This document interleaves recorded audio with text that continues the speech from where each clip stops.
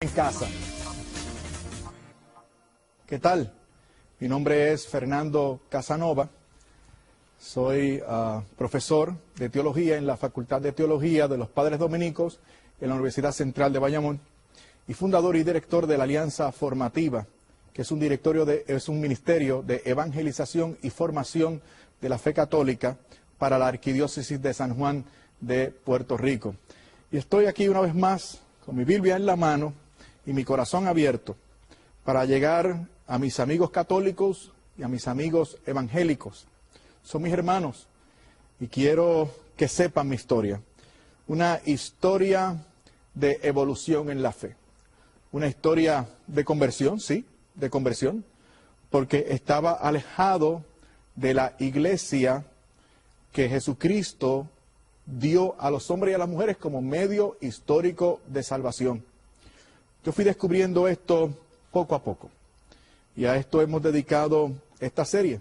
Estoy en casa. Porque me siento en casa. Por fin he llegado. El camino del protestantismo me condujo por la Biblia y por el sentido común, aquí donde estamos ahora, en la Iglesia Católica. Aquí en la Iglesia he descubierto que realizo a cabalidad mi fe evangélica, haciéndole caso a todo el Evangelio.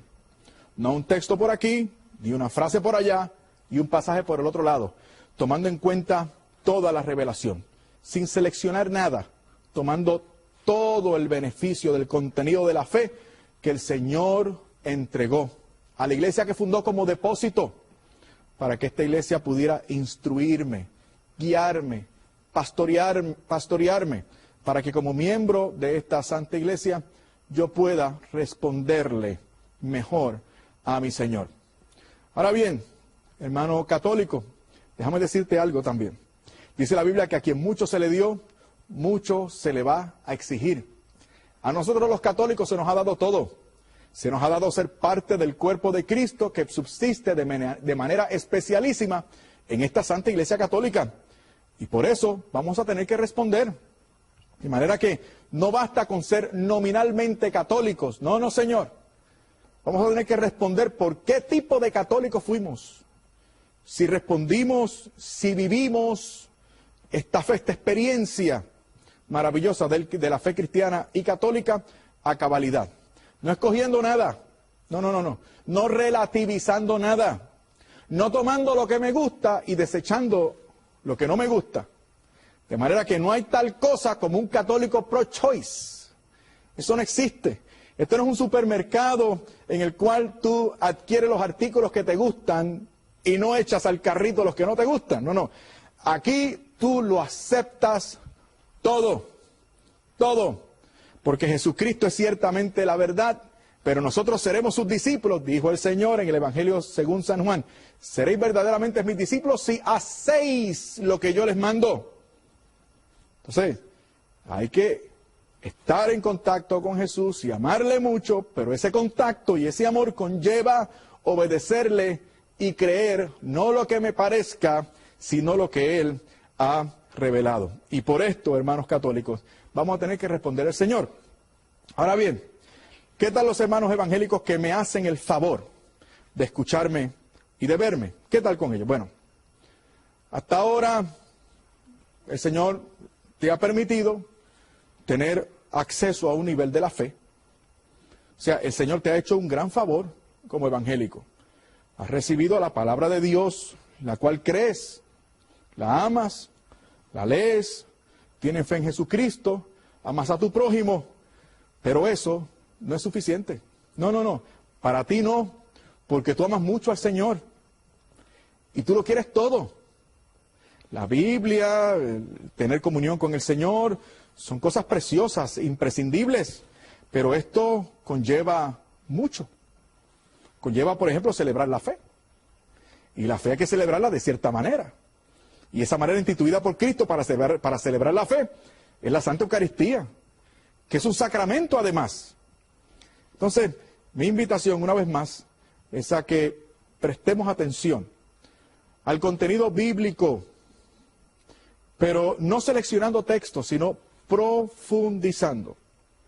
Hemos dicho en el programa anterior que el criterio de autoridad que Cristo fijó para nosotros conocer, saber, beneficiarnos de la verdad, es apostólico, un criterio apostólico. Y que el Papa está en la cima de ese criterio. El Papa y los demás obispos en comunión con el Papa son referencia autoritaria para mí y también para ti. Así lo dispuso el Señor.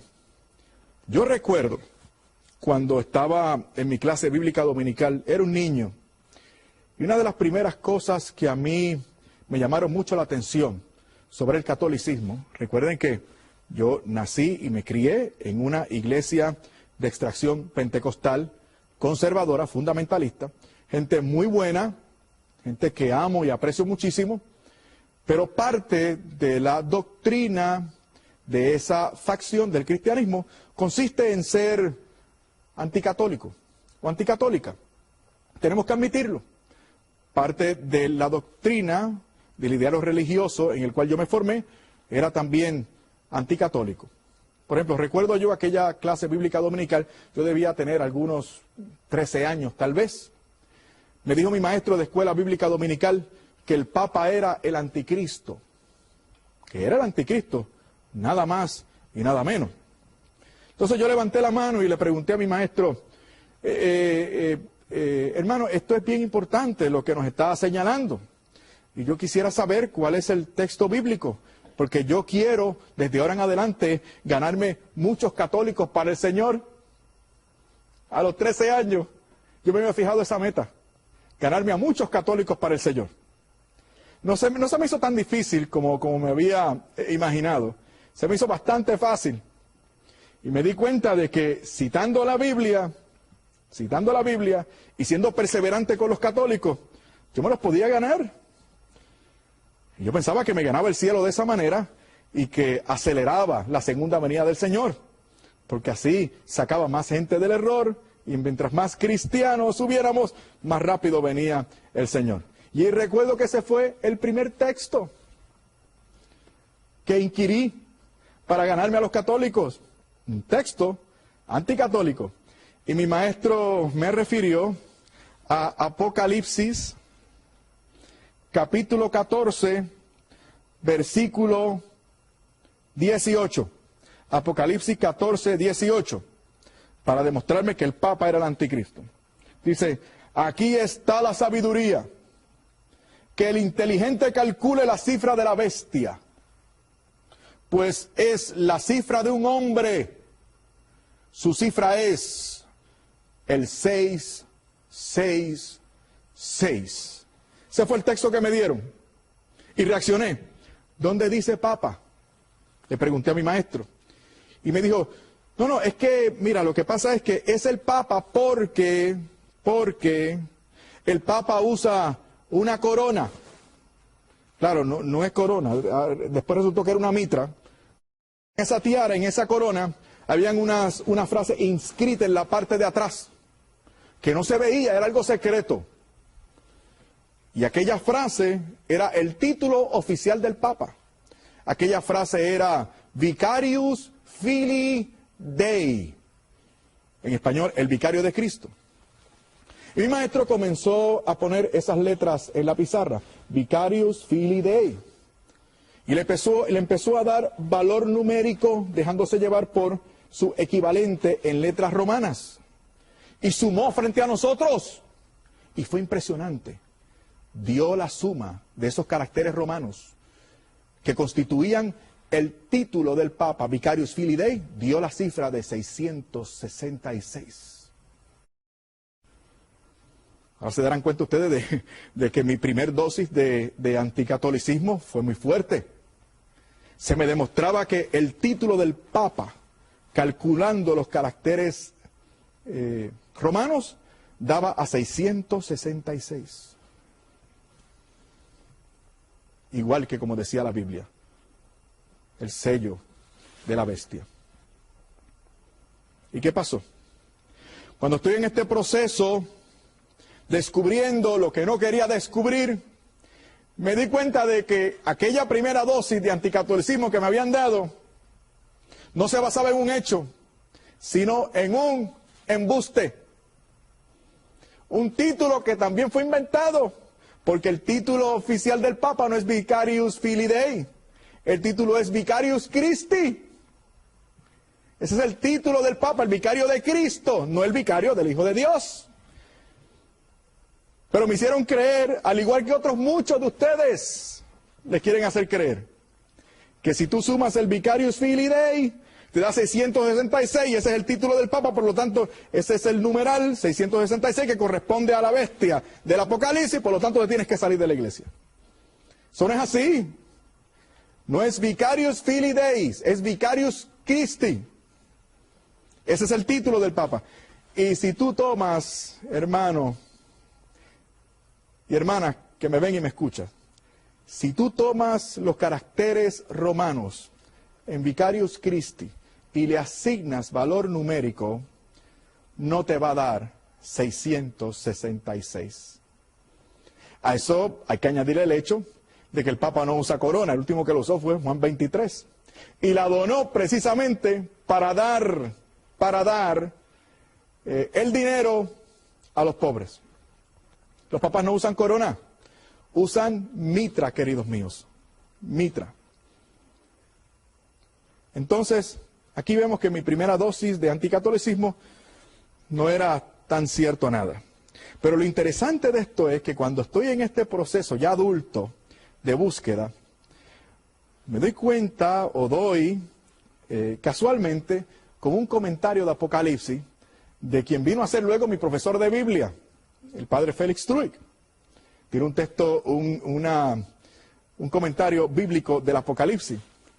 Y en este comentario, el padre Félix, que después fue mi profesor y ahora mi jefe en la facultad, rector de la facultad, él se puso a analizar, bueno, esto es lo que dicen algunos protestantes, de que Vicarius Filii Dei tiene que ver con el 666.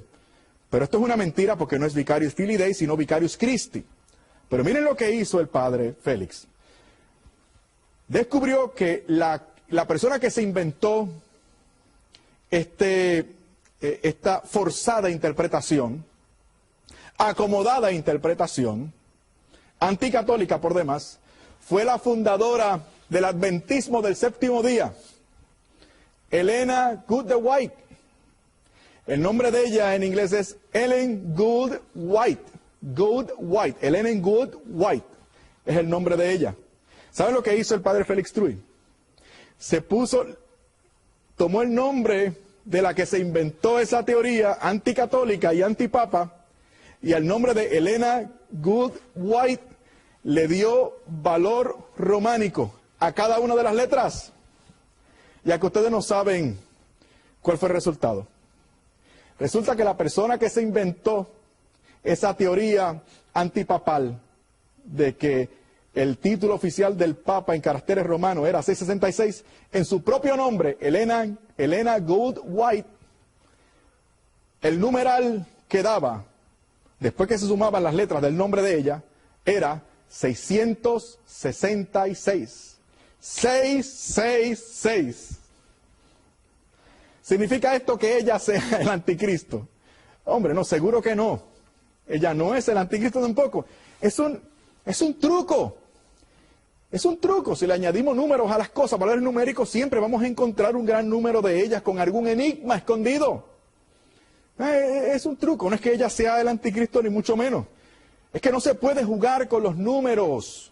No se puede jugar con la fe de la iglesia. Tú no puedes basar, yo no puedo basar mi fe cristiana en prejuicios. No podemos ser prejuiciosos. Porque si somos prejuiciosos, vamos a coartar el flujo de la fe hacia nosotros. Y de la gracia a través del Espíritu Santo hacia nosotros. No podemos ser prejuiciosos. Por ejemplo, recuerdo que hace poco tiempo fui a dar una conferencia en el pueblo de Aguadilla, en mi país, Puerto Rico. Ahí estoy dando una conferencia que se titulaba Eucaristía, Fuente de Salvación. Así fue, Eucaristía, Fuente de Salvación. En pocos días recibí una carta en mi casa y la carta me la enviaba una hermana que tiene un ministerio también de promoción de la lectura de la Biblia para conquistar a los católicos. O sea, esa es la misión del ministerio de esa señora que me escribió. Sacar católicos de su iglesia, de la iglesia católica. Y me lo dijo así, sinceramente. Agradecí mucho su sinceridad, aunque me lamenté muchísimo por ella. Estaba cometiendo un grave error. Pero fíjense, ella me escribe para decirme, Fernando Casanova, señor Fernando Casanova, nunca me llamó hermano de ninguna manera.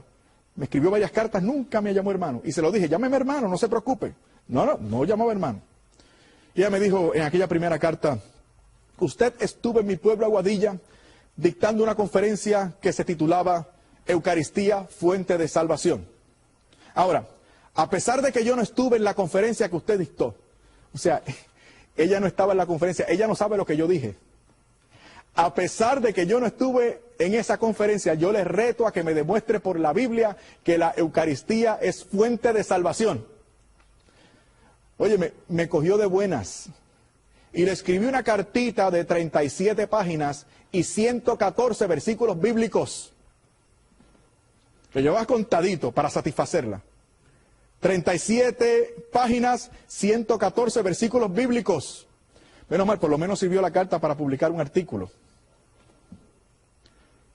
Entonces se la envié. Ella me escribe enseguida, en unos cuantos días. Ese es el problema, que algunos de ellos leen así muy rápido, sin profundizar.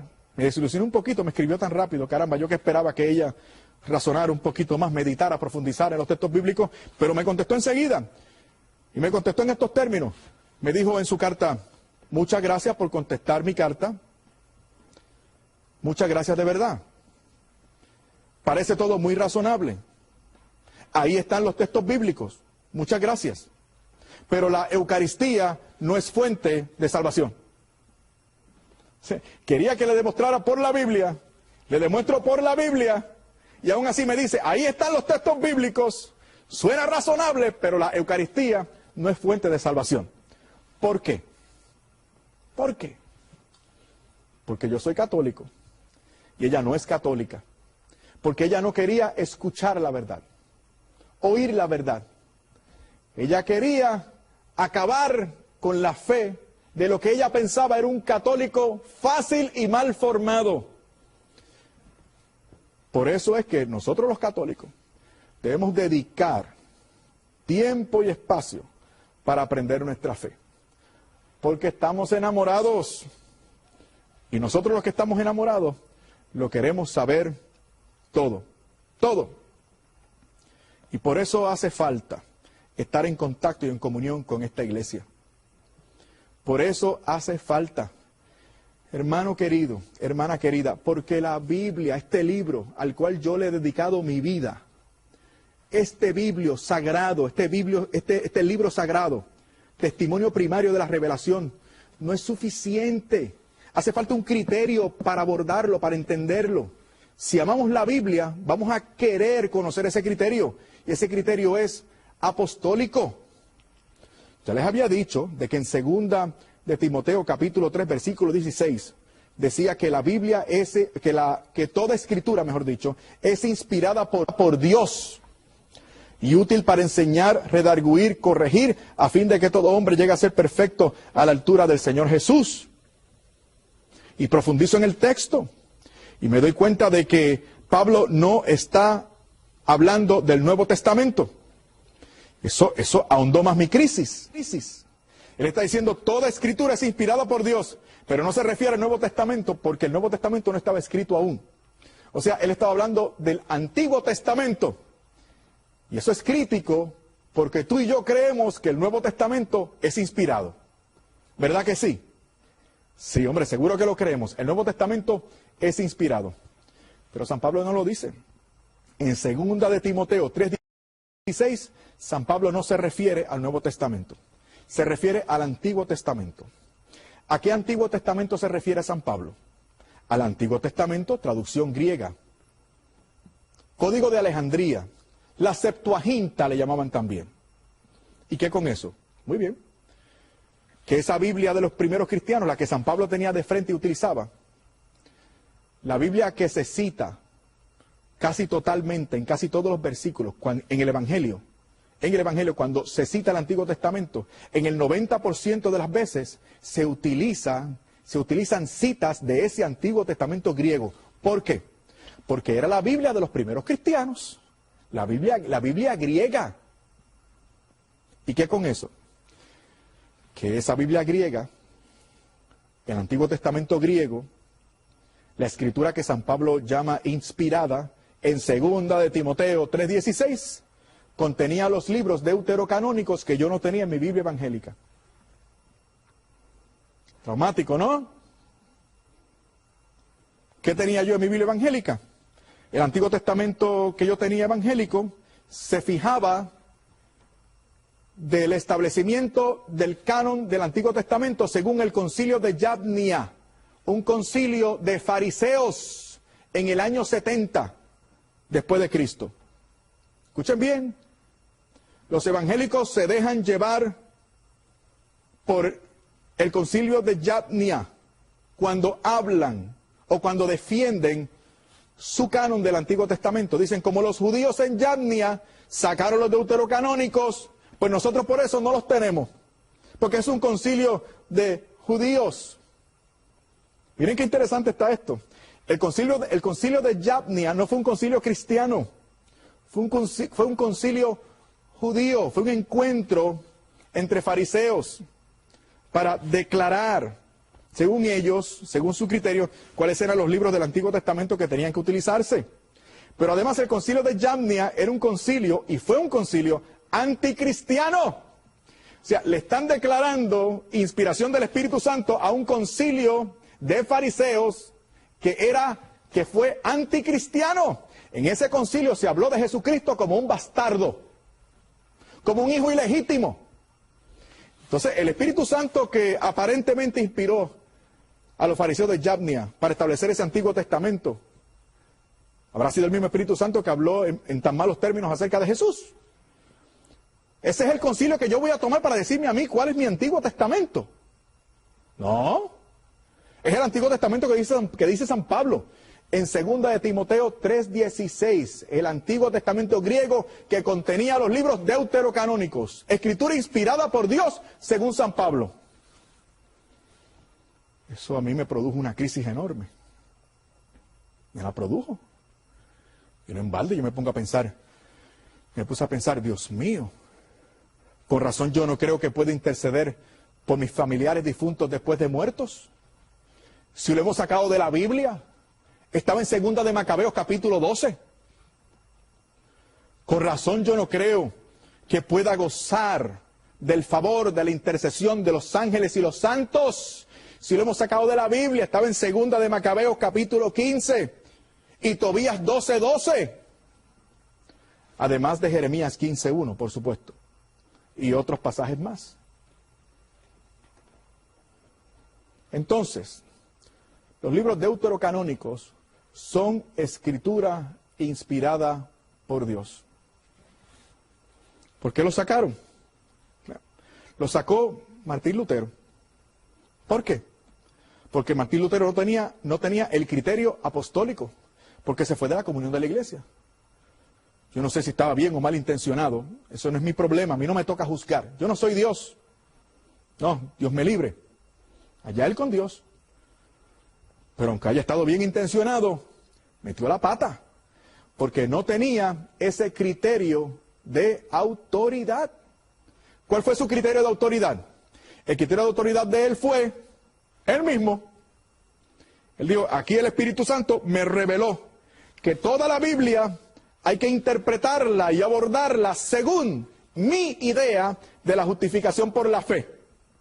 Una justificación por la fe que ya habíamos dicho, se le fue añadida la palabra sola al margen de la Biblia que el doctor Lutero utilizaba para estudiar. Le añadió, el justo vivirá por la fe, y le añadió, sola. Aquí está el criterio de autoridad. Fe, sola, justificación por la fe. Y a partir de ese criterio, por ahí vamos a pasar, como un sedazo, como un cernidor, toda la Biblia. Y lo que no quepa, por ahí, por mi idea de lo que es la doctrina de la justificación por la fe, lo vamos a rechazar. El primer obstáculo fueron esos 7 libros, los deuterocanónicos, y se les llamó los libros apócrifos. Y eso despectivamente. Por eso cuando un hermano católico, cuando un hermano evangélico, se refiere a estos libros de mi Biblia como libros apócrifos, yo le contesto, con el permiso, hermano, estás equivocado. Apócrifo es una palabra despectiva para referirse a unos libros que yo aprecio mucho como palabra de Dios. Hablemos francamente. Los evangélicos lo agradecen. Los evangélicos respetan a los católicos bien formados que no temen compartir su fe. Los respetan. Y de esa manera podremos recibir el beneficio de estar acompañados en esta iglesia por alguno de ellos. Pero es necesario que nos quitemos el miedo y hablemos con confianza, porque el que está con nosotros es mayor que el que está en el mundo. Ojalá podamos volver a vernos en el siguiente programa. Habló para ti el profesor Fernando Casanova de la Universidad Central de Bayamón. Dios te bendiga.